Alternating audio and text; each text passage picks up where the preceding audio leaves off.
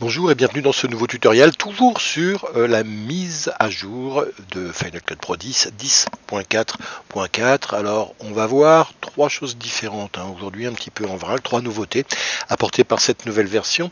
La première, c'est la gestion d'extensions, c'est-à-dire qu'on a en fait des extensions extérieures, des applications extérieures à Final Cut qui peuvent, grâce à une petite application, être intégrées à l'intérieur de Final Cut pour nous simplifier le flot de travail. Par exemple, il y a un site qui s'appelle Shutterstock qui propose des vidéos, des musiques et des images libres de droit ou du dessin vectoriel, des choses comme ça. Moi je l'utilise, ça m'arrive tout le temps, mais ça m'arrive de temps en temps d'en acheter là-bas.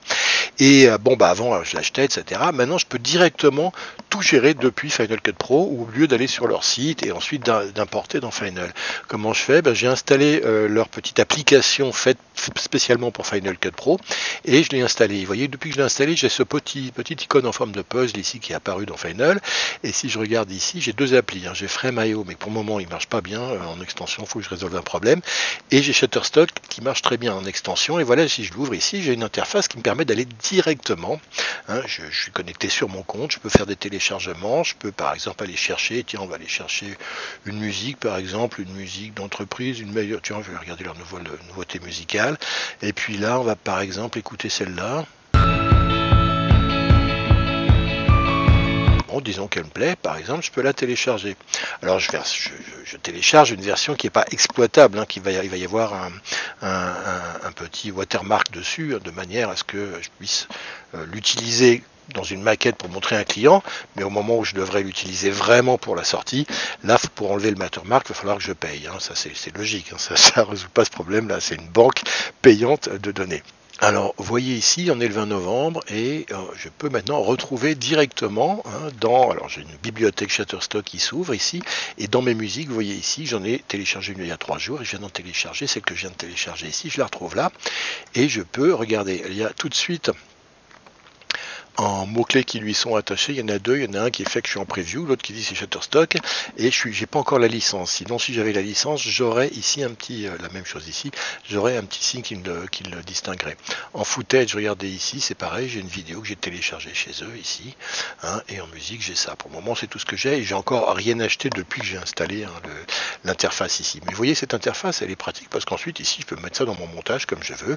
Je peux gérer les abonnements ici, enfin, je peux tout faire. Je peux aussi gérer mon compte. En faisant retour ici, voilà, mon compte ici, mes téléchargements ici, si je veux télécharger des choses, j'ai un historique et ce que j'ai sous licence, voilà, j'ai aussi des choses que j'ai avec licence ici qui sont là, des sons que je peux réimporter parce que je ne les ai pas importés récemment, ils sont dans d'autres projets, mais que je pourrais réimporter ici.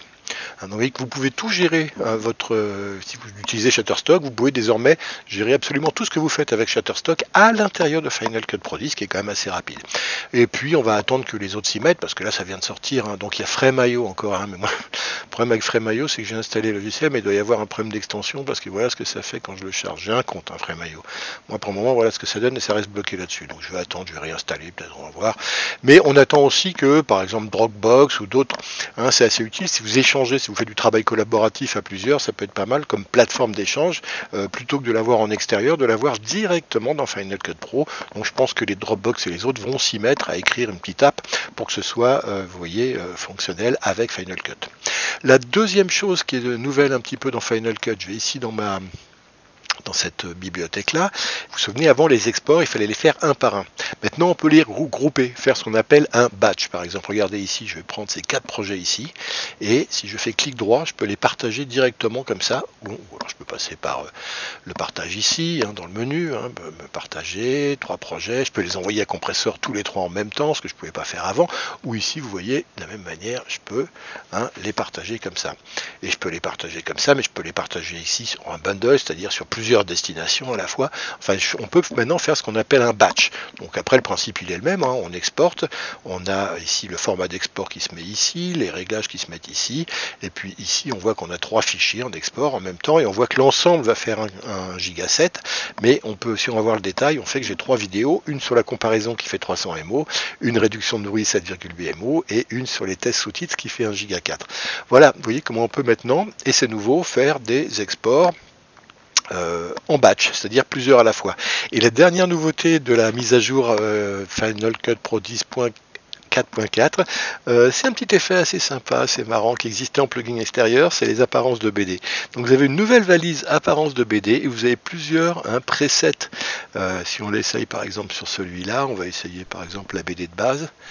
C'est ça, mais je pourrais aussi faire BD monochrome. Je pense que c'est à peu près les mêmes réglages, simplement c'est des presets de ces réglages-là différents. BD cool, par exemple, ou BD à l'encre. On va faire BD de base.